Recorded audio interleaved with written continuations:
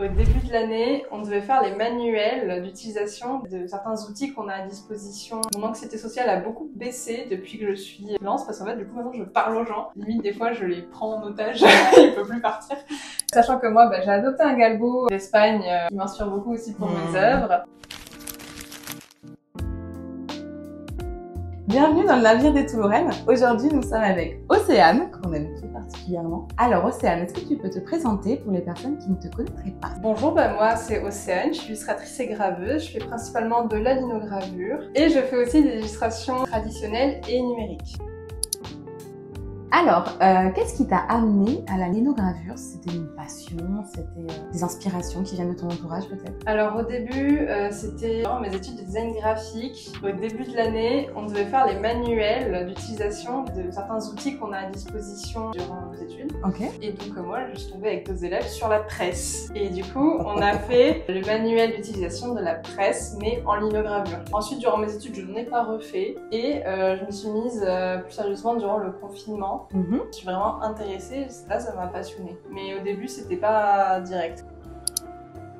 Est-ce qu'il y a une gravure particulière qui, durant ce process par exemple, t'a marqué? Je dirais que la gravure qui m'avait beaucoup plu à l'époque, c'était Méduse, c'est celle-ci. Et c'est la première gravure où j'ai été fière de ce que j'ai fait en fait. Et c'était parti, la machine était lancée.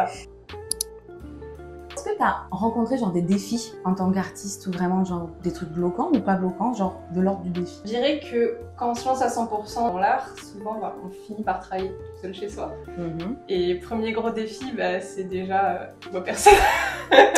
Avec le temps, je me suis forcée à sortir, forcée à parler à des gens que je ne connais pas. D'ailleurs, mon anxiété sociale a beaucoup baissé depuis que je suis freelance parce qu'en fait, du coup, maintenant, je parle aux gens. Limite, des fois, je les prends en otage, ils peuvent plus partir.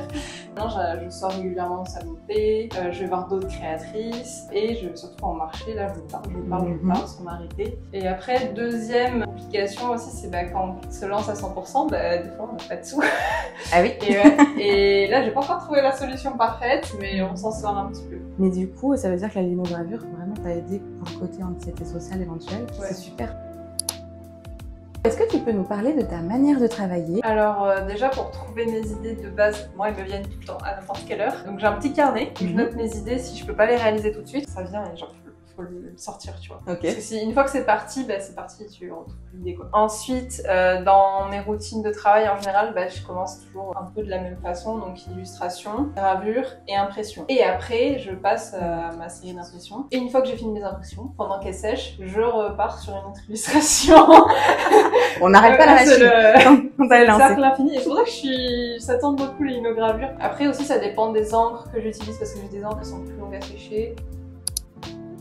Est-ce que tu as des artistes qui influencent un petit peu ton travail, des inspirations spécifiques? Alors oui, déjà le Moyen-Âge.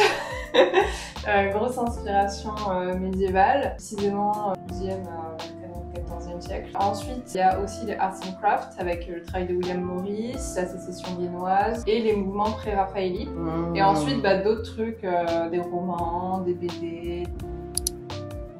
Alors, je crois savoir que tu nous as emmené une linogravure. Est-ce que tu peux nous la présenter, nous dire l'histoire qui est attachée, parce que c'est super cool. Bon, alors de base, j'aime pas trop expliquer mes œuvres parce que je trouve que quand on explique tout, il y a plus de mystère, donc c'est pas fun. Mais sinon, je vais parler de celle-ci. Qui est du coup ma gravure Question de survie, qui est une de mes premières gravures que j'ai gravée juste avant Méduse du coup. Et cette gravure m'a été inspirée notamment par Galgo, martyr en Espagne. Pour le contexte, il faut savoir qu'environ 50 000 galgos sont jetés comme de vulgaires objets en Espagne chaque année. Cette gravure représente donc un galgo qui est en pleine chasse d'un lièvre et elle s'appelle Question de survie parce que tout simplement s'il n'arrive pas à attraper ce lièvre, donc son galguero s'en débarrassera. Sachant que moi, j'ai adopté un galgo d'Espagne qui m'inspire beaucoup aussi pour mes œuvres, notamment avec l'association Galgo sans famille qui est basée à Colomiers, donc à côté de Toulouse. On le mettra les infos. Je fais tu as raison. Du coup, ça parle du cycle infini de la chasse qui ne fait que continuer. Sur quel projet tu es en train de travailler en ce moment? Alors, en ce moment, là, Alors, j'ai fait plein de petites gravures, et là, maintenant, j'ai envie de faire des grosses gravures. Okay. Donc, je me suis acheté une énorme plaque format A1. Très bien. C'est la moitié d'une porte, les gars.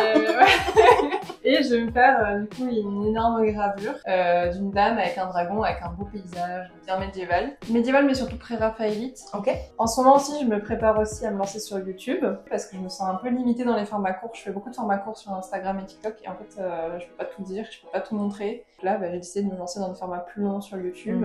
Et ensuite, j'aimerais bien faire plus d'ateliers linogravure. Donc en ce moment, j'en fais chez Swinging Sister, qui est un concept store à Toulouse, et peut-être à d'autres endroits un jour. Petit teasing. Donc bah justement, en parlant de projet, quelque chose dont tu t'es rendu compte là, de changement de format, tout ça, est-ce que tu aurais des conseils à donner à quelqu'un qui veut se lancer Alors moi, ça va être une réponse assez bateau. Tout simplement, il faut pratiquer pour apprendre, parce que c'est pas juste en regardant des vidéos sur la linogravure qu'on va apprendre à faire de la linogravure. Ensuite, faut pas avoir peur d'expérimenter, de tester plein de choses et de se tromper en fait. Là où j'ai appris le plus, c'est en me trompant.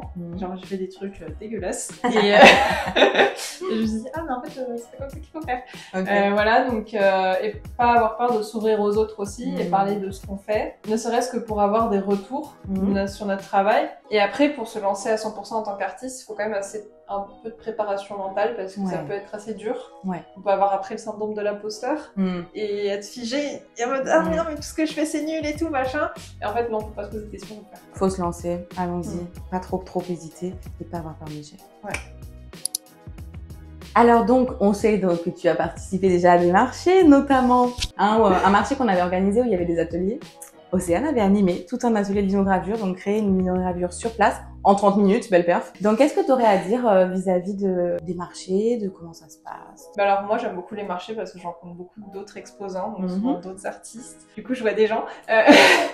Et après aussi, alors je trouve que les marchés avec vous, du coup ils sont vraiment pas mal pour débuter. Moi j'ai commencé à faire des marchés avec vous quand je venais tout juste de me lancer. Vous entourez bien je trouve. On n'est pas lâché comme ça. Bonne ambiance et tout. Bonne préparation surtout, à noter, ce qui n'est pas le cas partout.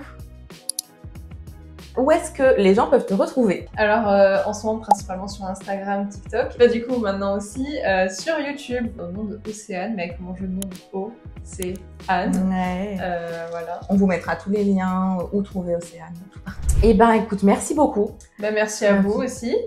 Franchement, ravie. Super d'accueil. Ouais, c'était une interview quand même. De toute façon, toutes les interviews nous tiennent à cœur. Mais on est bien contente. Donc, si ça vous a plu, n'hésitez pas à liker, partager, re-regarder. Et on vous tient au courant. Donc, toujours pareil, on a beaucoup de projets qui arrivent. Restez connectés et à bientôt.